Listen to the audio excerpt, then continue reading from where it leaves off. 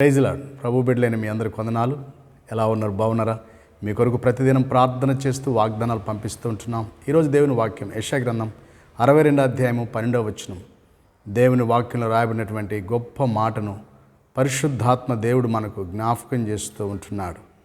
అవును దేవుని బిడ్డలారా, యెహోవా విమోచించిన వారు మరి ఆ మాట పలుకుదురు అనే మాట చూస్తున్నాం. యెహోవా దేవుడు విమోచించిన వారు దేవుణ్ణి స్తుతిస్తారనే మాట, దేవుని గణపరుస్తారు, దేవుని మహిమపరుస్తారు, దేవుని కీర్తిస్తారు, దేవుని ఆరాధిస్తారు. ప్రార్థన చేసుకుందాం. మహాపరిశుద్ధుడా, అవునైనా మీరు విమోచించిన వారు ఆ మాట పలుకుదురు అన్నారు.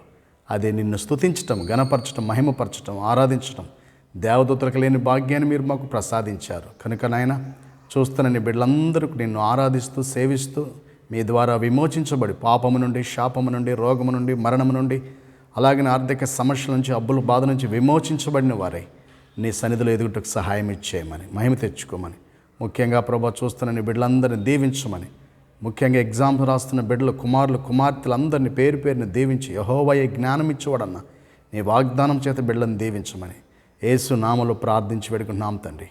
ఆమేన్. దేవుని కృప తోడైనను గాక. ఆమేన్. God bless you.